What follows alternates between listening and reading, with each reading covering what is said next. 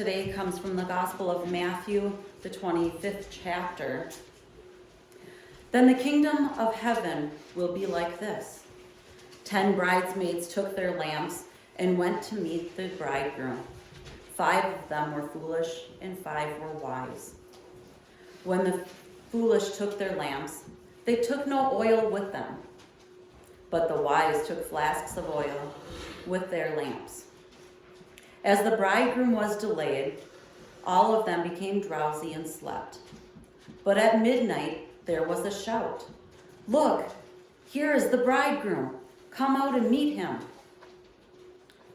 Then all those bridesmaids got up, trimmed their lamps. The foolish said to the wise, "Give us some of your oil, for our lamps are going out." But the wise replied, "No, there will not be enough for you and for us. You had better go to the dealer and buy some for yourselves." And while they went to buy it, the bridegroom came, and those who were ready went with him into the wedding banquet, and the door was shut. Later, the other bridesmaids came also, saying, "Lord, Lord, open to us." But he replied, "Truly I tell you, I do not know you. Keep awake, therefore, for you know neither day nor the hour."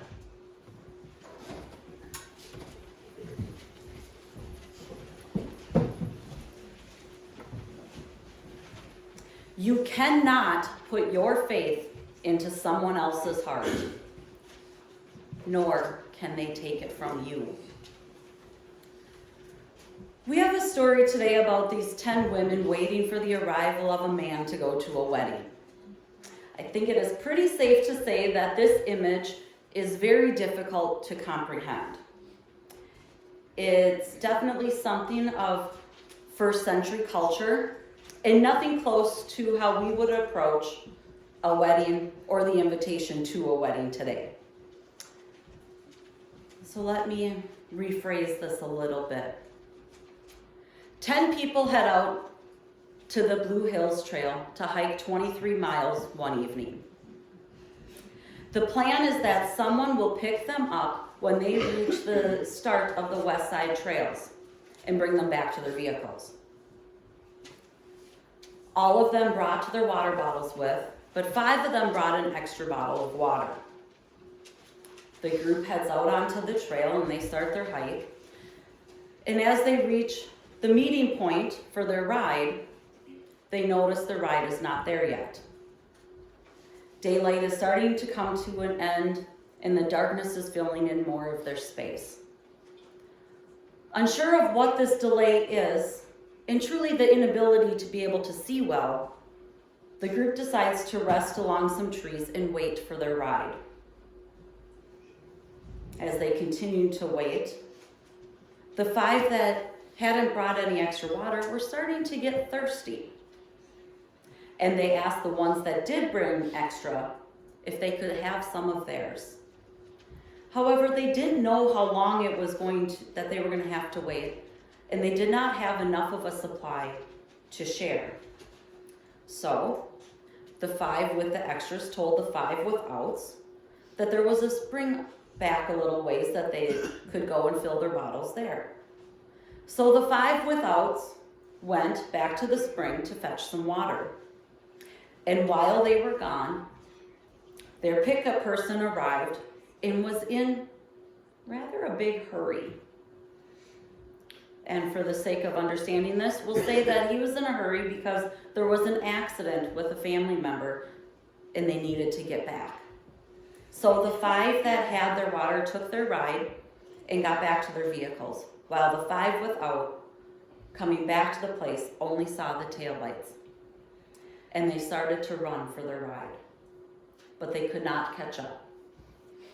Instead, by the time they arrived at the parking lot, everyone else had left.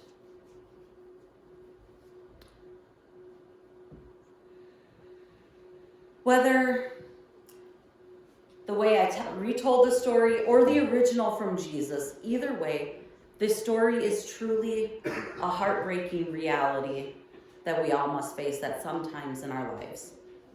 We are responsible to keep ourselves ready and prepared at any and all times.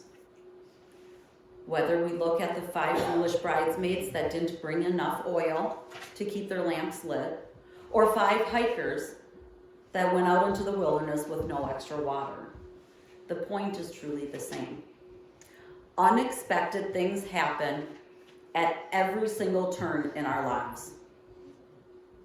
Most things come up to us with a hurry up and wait kind of a setting, and we don't have much time to react. It's right now that we need to get our part done.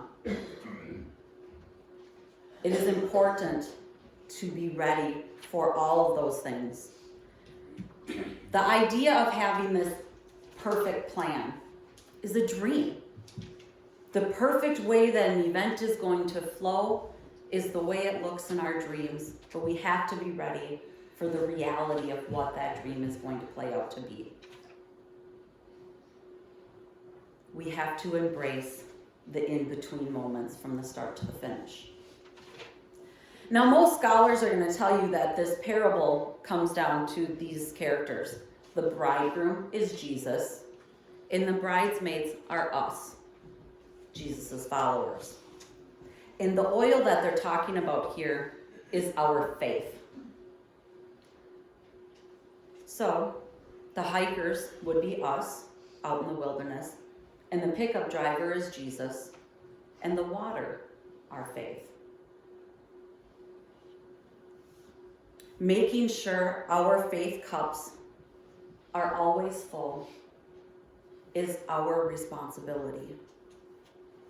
We cannot put our faith into someone else's cup and vice versa. We can, of course, share testimonies of our faith. We can help others to find where their faith is at. We can walk with others on their faith journeys, but we cannot fill their cup. It just doesn't work that way. We can share what faith means to us, but we cannot put our faith into somebody else's cup. And this is truly where Jesus is getting at today. It's the harsh reality that Jesus is teaching in this parable. He is teaching us that in this moment, we have to have our cups full by ourselves in what our actions are doing. Because how can we help somebody else if we aren't there to help? If our cup runs empty, we can never provide even an avenue of where to find it. Jesus calls upon us today to really look inside where we are at with ourselves. Where is that oil? Is it full enough? Are you ready to sit and wait? Are you prepared for the time that you just have to sit idle and not go? And do you have enough supply to stay lit in that idle time? I love that this story comes up during Lent, because that's exactly what Lent is for us. It is that time to make sure we are replenished, to make sure we have our faith secured in our side pockets, ready to refill our oil lamps, ready to refill our water bottles. It is our replenished water and oil that comes from God. It is our free and everlasting gift that is always ready to fill our cups, our hearts. It is more than coming to church on Sunday morning. It's what are we doing all week long as we wait for that moment to come back close to Christ. Is our cup just as full on Tuesday as it is on Sunday morning?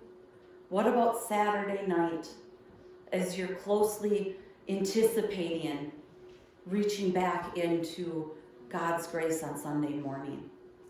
Is it still full? Do you have enough to keep lit over that night? The power to have our cup refilled sits only in our own hands.